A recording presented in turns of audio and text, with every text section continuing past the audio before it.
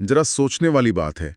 देश की सबसे सुरक्षित और प्रतिष्ठित परीक्षा व्यवस्था को तोड़ने के लिए किसी हॉलीवुड स्टाइल लेजर कटर या हैकर्स के एक बड़े ग्रुप की जरूरत नहीं पड़ी। बिल्कुल नहीं। जरूरत पड़ी तो सिर्फ एक साधारण से स्मार्टफोन और इंटरनेट कनेक्शन की, मतलब एक व्हाट्सएप फॉरवर्ड मैसेज, और भारत की सबसे बड़ी मेडिकल प्रवेश परीक्षा नीट 2026 का पूरा सिस्टम ताश के पत्तों की तरह ढह गया। ये सच में डराने वाला है। आज की इस गहन चर्चा का विषय यही नीट 2026 स्कैम है।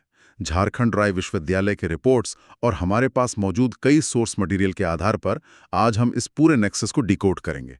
हमारा मिशन ये समझना है कि ये पेपर लीक कहाँ से शुरू हुआ, किन रास्तों से फैला, और सबसे महत्वपूर्ण, इसने कैसे लाखों छात्रों की सालों की मेहनत को बर्बाद कर दिया। मुझे लगता है कि हम स्मार्टफोन और व्हाट्सएप को कुछ ज्यादा ही दोष दे रहे हैं। अच्छा, तो आपके हिसाब से असली वजह क्या है? देखो, तकनीक ने सिर्फ इस काम को आसान और तेज बनाया है। असली कहानी उस सिस्टम की है जो अंदर से इतना खोखला हो चुका था कि एक व्हाट्सएप मैसेज का वजन नहीं सह पाया। सही कहा। ये सिर्फ एक परीक्षा के रद्द होने की खबर नहीं है। ये इस बात की एक बहुत बड़ी केस स्टडी है कि जब हमारी संस्थाएं फेल होती हैं तो उसका असर सिर्फ कागजों पर नहीं बल्कि छात्रों के मानसिक स्वास्थ्य पर पड़ता है। तो चलिए इस पूरे तूफान की शुरुआत को समझते हैं।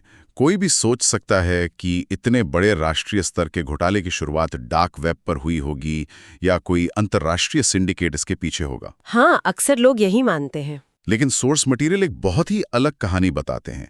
अप्रैल 2026 के अंत और मई की शुरुआत में राजस्थान और उत्तराखंड में एक गेस्ट पेपर सर्कुलेट होना शुरू हुआ। और इसका मुख्य केंद्र था राजस्थान का सीकर जिला। बिल्कुल। और इसे शुरू करने वाला कोई शातिर क्रिमिनल नहीं बल्कि केरल का एक MBBS छात्र था, जो कि मूल रूप से राजस्थान के चुरू का रहने वाला था। एक मेडिकल का छात्र ही मेडिकल परीक्षा में सेंध लगा रहा था। 1 मई को उसने सीकर में अपने एक दोस्त को व्हाट्सएप के जरिए लगभग 300 सवालों का एक क्वेश्चन बैंक भेजा। यहाँ मैं इस गेस्ट पेपर की तुलना एक ट्रोजन हॉर्स से करना चाहूंगा। ट्रोजन हॉर्स मतलब बाहर से देखने में एक आम स्टडी मटेरियल, लेकिन अंदर से पूरी तबाही। आपकी ये ट्रोजन हॉर्स वाली तुलना सुनने में दिलचस्प है, लेकिन मुझे इसमें एक पेंच लगता है। अच्छा, वो क्या? ट्रोजन हॉर्स में दुश्मन छिपकर आया था। यहाँ इस छात्र ने जो किया वो असल में एक बहुत ही सोची समझी और चालाक मार्केटिंग स्ट्रैटेजी थी। जरा सोचिए, अगर कोई व्हाट्सएप ग्रुप में फाइल भेजकर लिखे कि ये असली लीक पेपर है तो क्या होगा? जाहिर है लोग घबरा जाएंगे। कोई ना कोई स्क्रीनशॉट लेकर पुलिस या नेशनल टेस्टिंग एजेंसी को टैग कर देगा। सटीक। यही कारण है कि इसे लीक पेपर नहीं बल्कि गेस्ट पेपर या इम्पोर्टेंट क्वेश्चन बैंक का नाम दिया गया। जब इसे गेस्ट पेपर कहा जाता है तो ये सीधे रडार के नीचे आ जाता है। हाँ, क्योंकि कोचिंग इंस्टीट्यूट्स हर साल ऐसे हजारों गेस्ट पेपर निकालते हैं। बिल्कुल। ये एक ऐसा आवरण था जिसने शुरुआती दौर में छात्रों, अभिभावकों और यहाँ तक कि पुलिस की नजरों में भी कोई शक पैदा नहीं होने दिया। और फिर जब 3 मई को असली नीट की परीक्षा हुई तब जाकर वो असली बम फूटा। ये बाप रे, 180 सवालों में से 150 सवाल हूबहू उसी गेस्ट पेपर से मैच हो गए थे, है ना? हाँ, 150 सवाल। ये कोई छोटा मोटा संयोग नहीं था। ठीक।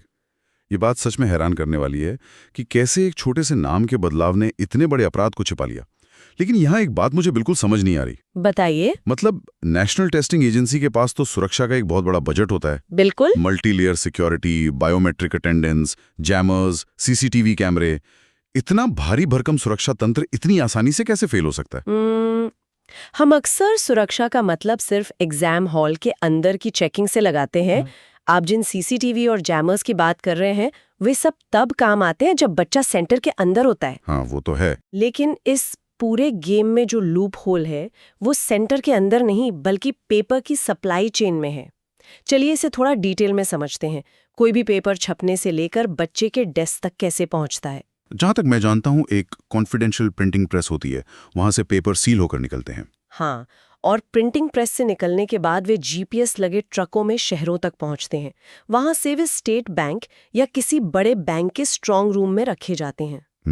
ये तो काफी सुरक्षित लगता है, लेकिन परीक्षा वाले दिन सुबह सेंटर के सुपरिंटेंडेंट और कुछ अधिकारी बैंक जाकर वो सीलबंद बक्से रिसीव करते हैं और सेंटर तक लाते हैं। अच्छा। ये पूरी चेन इंसानों द्वारा चलाई जाती है।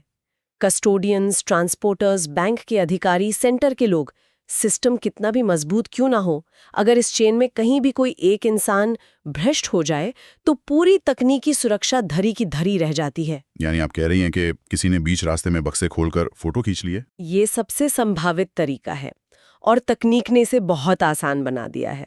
आपको कोई ताला तोड़कर पेपर चुराकर भागने की जरूरत नहीं है। सिर्फ चंद सेकंड चाहिए। बिल्कुल, स्मार्टफोन से एक हाई रेजोल्यूशन फोटो क्लिक की और अगले ही सेकंड वो व्हाट्सएप के जरिए सीकर से केरल तक पहुंच गया। और बात सिर्फ सीकर तक नहीं रुकी। हाँ, सोर्स मटेरियल स्पष्ट रूप से बताते हैं कि कैसे ये लीक एक राज्य से दूसरे राज्य में आग की तरह फैला। सीकर से ये सिंडिकेट हरियाणा पहुंचा और फिर वहां से महाराष्ट्र की नासिक तक। और लीक हुए इस सेट में 45 केमिस्ट्री के और 90 बायोलॉजी के सवाल थे। और सबसे डरावनी बात यह है कि बिचौलियों ने, जिन्हें हम दलाल भी कहते हैं, उन्होंने इसे परिवारों को भारी रकम लेकर बेचा। बकायदा ये दावा किया गया कि इस पेपर के जरिए 600 तक अंक सुरक्षित किए जा सकते हैं, जो कि बहुत बड़ा मार्जिन है। बिल्कुल, 600 अंक मेडिकल में एडमिशन के लिए लगभग गारंटी होते हैं। देखो, इसे सिर्फ एक सिक्योरिटी फेलियर के चश्मे से मत देखिए, इसे अर्थशास्त्र के नजरिए से समझना होगा। अर्थशास्त्र? हाँ, मतलब डिमांड और सप्लाई। हाँ, 600 अंक का मतलब है एक सरकारी मेडिकल कॉलेज में सीट पक्की होना। आज के समय में एक प्राइवेट मेडिकल कॉलेज की फीस करोड़ों में होती है। सही कह रही है। और डॉक्टर बनने के बाद का स्टेटस और जीवन भर की कमाई का जो अनुमान है वो बहुत बड़ा होता है। जब एक मेडिकल सीट की वैल्यू इतनी ज्यादा हो जाती है तो कुछ लोगों के लिए पकड़े जाने का रिस्क बहुत छोटा लगने लगता है। मतलब ये परीक्षा का सिस्टम अब सिर्फ एक एकेडमिक टेस्ट नहीं रहा, ये एक ब्लैक मार्केट कमोडिटी बन गया है। एकदम सही। ये एक बहुत ही कड़वा सच है, एक ब्लैक मार्केट जो छात्रों के भविष्य की बोली लगा रहा है। लेकिन अगर हम इस पूरे घटनाक्रम की टाइमलाइन को देखें तो ये किसी सस्पेंस थ्रिलर से कम नहीं लगता। बिल्कुल। मैं चाहूंगा कि हम इस क्रोनोलॉजी को थोड़ा बारीकी से समझें। 1 मई को सीकर में व्हाट्सएप पर ये so called guest paper circulate होना शुरू होता है। 3 मई को नीट की परीक्षा आयोजित होती है।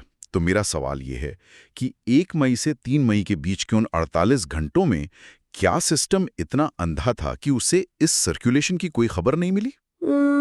सिस्टम अंधा नहीं होता, लेकिन उसका ब्यूरोक्रेटिक ढांचा बहुत धीमा होता है। मतलब कागजी कार्रवाई में फंसा रहता है। हाँ, जब तक कोई शिकायत नीचे के लेवल से होते हुए ऊपर तक पहुंचती है तब तक बहुत देर हो चुकी होती है।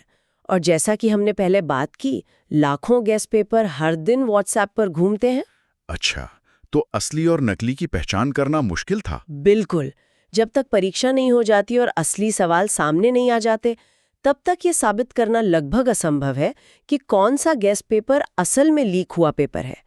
एजेंसी एक अफवाह के आधार पर लाखों बच्चों की परीक्षा रद्द करने का रिस्क नहीं ले सकती थी। ये एक जायज पॉइंट है, लेकिन परीक्षा के बाद जो हुआ वो बहुत तेजी से हुआ। सोर्स मटेरियल के अनुसार 5 मई से 10 मई के बीच हरियाणा और महाराष्ट्र में इस नेटवर्क के तार मिलने शुरू हुए। और तभी राजस्थान की स्पेशल ऑपरेशंस ग्रुप यानी एसओजी पूरी तरह से एक्शन में आ गई। हाँ, उन्होंने 150 से अधिक छात्रों और 70 अभिभावकों से पूछताछ की। अब यहाँ मैं 1 सेकंड रुकना चाहूंगा। हाँ। 70 अभिभावक, ये कोई छोटा आंकड़ा नहीं है।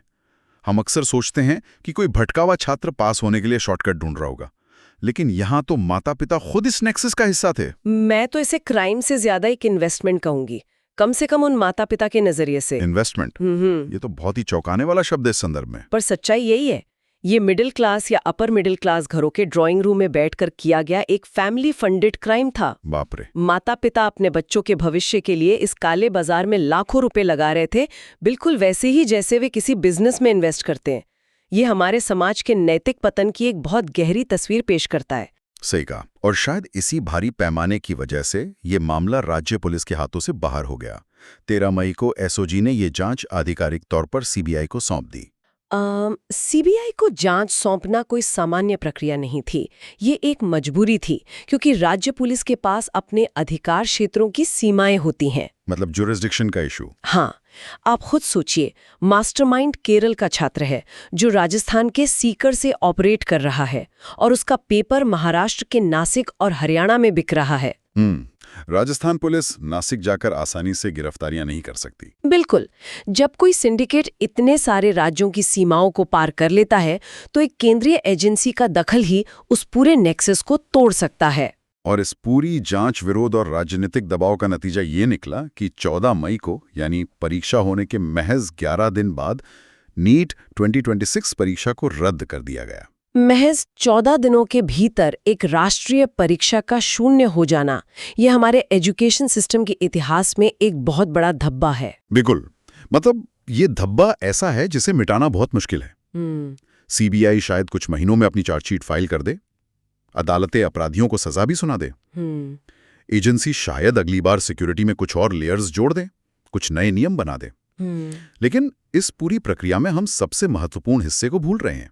आप उन छात्रों की बात कर रहे हैं ना? हाँ, वो लाखों निर्दोष छात्र जिन्होंने कोई पेपर नहीं खरीदा, जो ईमानदारी से अपनी लड़ाई लड़ रहे थे। उनकी जो कीमत चुकाई गई है, उसका हिसाब कौन देगा? यही इस पूरे स्कैम का सबसे अंधकारमय पहलू है। जब भी ऐसे घोटाले होते हैं तो पूरी बहस सिस्टम की खामियों पर केंद्रित हो जाती है, लेकिन वो छात्र जो हर दिन 12-14 घंटे अपनी किताबों में सिर गड़ाए बैठे थे, वे इस पूरी व्यवस्था के मलबे के नीचे दब जाते हैं। सोर्स मटेरियल में इस बात का बहुत गहराई से जिक्र है कि परीक्षा रद्द होने से छात्रों को किस भयानक मानसिक तनाव और अनिश्चितता से गुजरना पड़ा। उनके सालों के रूटीन को जो झटका लगा है, उसकी तो हम सिर्फ कल्पना कर सकते हैं। बिल्कुल, उनका पूरा फोकस और मोमेंटम टूट जाता है। इस स्थिति को मैं एक एनालॉजी के जरिए समझना चाहूंगा। ये कुछ ऐसा है जैसे कोई इंसान सालों की कड़ी मेहनत और अनुशासन के साथ एक मैराथन की तैयारी करे। सुनने में ही थका देने वाला लगता है। हाँ, वो दौड़ता है, उसकी मांसपेशियां दर्द कर रही हैं, लेकिन वो अपने लक्ष्य पर नजर रखता है और किसी तरह फिनिश लाइन पार कर लेता है। वो सोचता है कि अब आराम मिलेगा। और फिर? और तभी अचानक अंपायर आकर कहता है, माफ कीजिएगा, ट्रैक की नाप गलत थी, इसलिए आपको ये 42 किलोमीटर की पूरी दौड़ कल सुबह दोबारा दौड़नी होगी। जरा सोचिए, उस धावक के दिमाग पर क्या गुजरेगी। आपकी मैराथन वाली एनालॉजी काफी हद तक स्थिति को बयां करती है, लेकिन मैं इसमें एक और लेयर जोड़ना चाहूंगी। अच्छा, बताइए। उस धावक को सिर्फ दोबारा दौड़ने के लिए नहीं कहा गया है।